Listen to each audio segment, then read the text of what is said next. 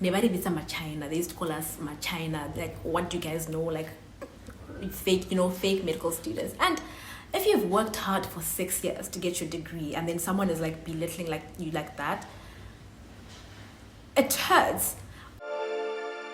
You've just celebrated getting through 6 or so years of stress, turmoil, pain, and your hard work finally paid off. But you were a student for all those years, and now suddenly you're expected to be a capable and competent doctor. You are literally responsible for people's lives. Medical internship can make you or totally break you. It's survival of the fittest. Internship is that period you use to bridge the gap between what you learned in med school, what you don't know, and what you need to know as a doctor. It's such a crucial period as it determines the outcome of your career in medicine. So, where do you do your internship? How do you decide that? What rotations do you start with? What do you need to prepare? What things do you need to know before you start your internship? What do you need to make sure you know before you finish your internship? How do you study during internship? How do you balance studying and working? Your mental health? Navigating all the things you didn't get taught in school but are expected to know? Join me on my YouTube channel as I talk about all things internship related in a series of videos this month. Subscribe to my channel and have your notifications turned on so you don't miss any of the videos. Hey my loves, welcome back to my channel and welcome back to the last video in our medical series. I've had a lot of fun talking to you guys. I mean, I am talking to myself, but I do believe that you guys are listening out there. This is one of those series that I decided to take my time with because I don't want to put too much out there like in the space of a week. I know normally when I do a series I'll like do it over the space of a week, but this is not something that I can do right now, unfortunately, because it is really hard for me currently to balance my job and content creation. Trust me, I am suffering. I'm going through it all, child, but I love what I do, and so no regrets whatsoever.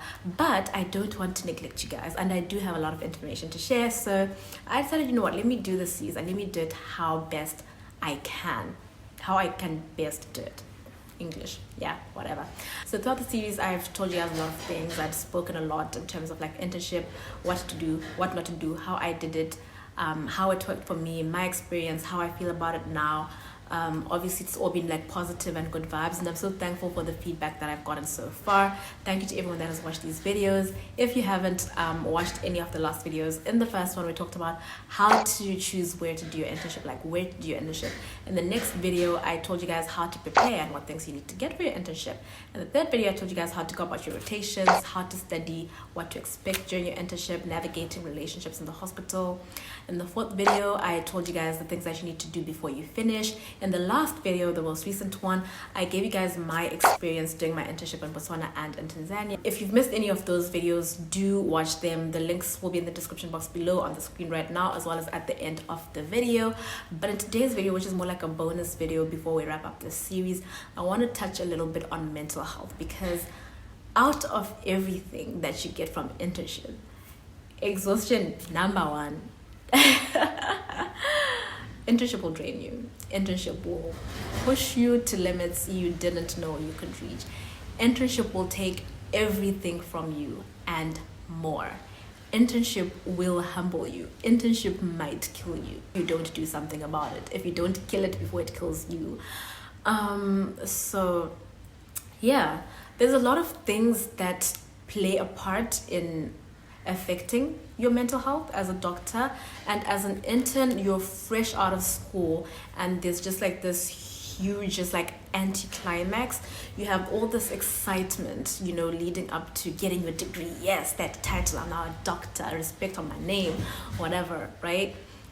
And then you go into the hospital and you are nothing. Nobody gives a thing about you. Nobody could care less about your well-being, about you. You're just an obstacle in everyone's path, so to speak. You know, if you studied like in China, Russia, Cuba, you know, places like that, it's even worse. And so how do you go about it? How do you navigate that? How do you deal with that? How do you survive that? I would like to say I'm lucky. Not lucky, I'm blessed. rather. I'm not lucky, I'm blessed, and God has been really faithful in my life, because when I went to Botswana, yes, there was that negative aspect of, oh, these Chinese students, these Chinese people, what do they know? Nobody be some China. They used to call us China. Like, what do you guys know? Like, fake medical students. And if you've worked hard for 6 years to get your degree, and then someone is like belittling like you like that, it hurts. I mean, I know there's people that study where and they are not serious with their studies, they're not serious about what they're doing. But there's people that study in those places, myself included, that were very serious about their studies, that know what they're doing, that graduated top of the class, and have something to show. But you're not giving them a chance just because in your head, you've never even been to China, but in your head you've had this negative just like assumption about this person, and you're judging them before you've even given them a chance to prove yourself. And that can be really just like demoralizing for a person who already is just like defeated by life. And so for those people, I'd like to say, forget about them. I know it sounds easy to say that, but forget about them. And no one can take your experience away from you. A person can steal every single thing from you, but they can never take away your experience and everything that you've gone through. That is always going to be yours to hold and to cherish forever. The experiences you had in China, the learning that you went through, everything that you learned and got your degree, no one can ever take that away from you. Own that experience that you had, prove it. And unfortunately for me, I don't know why I'm like this, but I'm that person that if someone has like a false impression about me, I like to prove them wrong. Not like telling them, oh, I'm like this, I'm like that, but my actions, I want to let my actions and my work speak for itself. And they're going to turn around one day and come and tell me, okay, I was actually wrong about you. And this actually happened in Tanzania. I remember when I came for my internship and I was a foreigner, stood up, I'm Natalie, I'm from this and this and this. I studied here and here. And people were like, hey, she's a foreigner. She didn't even study in Tanzania. She's going to suffer. She doesn't even speak the language, she's gonna suffer.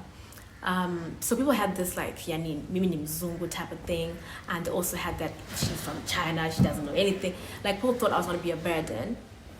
Fast forward to the end of my internship, on the very last day when we had the meeting with the director and the heads of departments, and it was announced that I was the best intern that they'd ever had. So there was that, like, from that to that, like a lot of work went on in between. And this all goes with the kind of person that you are. How do you take the negativity that people throw at you? How do you turn it around and use it for good? It's one thing to just sit here and tell you guys be positive, but it all starts with yourself. Like, how do you look at yourself? If you also look at yourself as a person that doesn't know anything, of course everyone else is going to look at you as a person that doesn't know anything, right? And that's what I'm saying. Hold your head up high. No one can steal and take away the experience that you had. If you know that you've done your part and you've done well, keep that, use that, work with that, own it. So yeah, internship is hard, you guys. Specialists are going to shout at you. Things are going to be blamed on you that you didn't even do. The things that you do wrong, they're going to be over exaggerated. The nurses are going to hate on you for no reason. Some are going to refuse to cooperate. Some are going to be very good. I'm not generalizing here, but some people are good, some people are not. Those that are bad can be really bad. Some people might refuse to work with you. You might work with lazy, incompetent people in your internship group that never do their call, and you always have to step up. But count it all good. Count it all positive. The point is, remember why you started. Remember why you set out to get that degree in the first place. That vision you had that was motivating you to continue throughout med school when it was hard, use that same vision to motivate you and drive you to the end of your internship. When you finally are that, if it's a specialist that you want to be, if it's a GP that you want to be, if it's an own practice that you want to have, when you finally get to that point, use that to motivate you and fuel you to keep going. Ignore the noise, focus on you. I always say this: own race, own pace. And people say this, but they don't realize how important it is to mind your business. Stay focused and go to work, do your part, and go home. Go to work, do your part, and leave. If it's a toxic environment, do your part and go. You don't have to be there if you don't need to be there. It will end. It will get better. Internship will drain you. There's definitely going to be days where you don't want to go to work, and it's taking every single thing in you to take you there. You're on the highest level of coffee you've ever been on. You're struggling. You isolate yourself from your friends. You're depressed essentially. You're anxious all the time. Your phone rings and you get a little panic attack. you'll be fine eventually. But the most important thing I would say is to have something to fall back on, to have something that you still love regardless of like everything.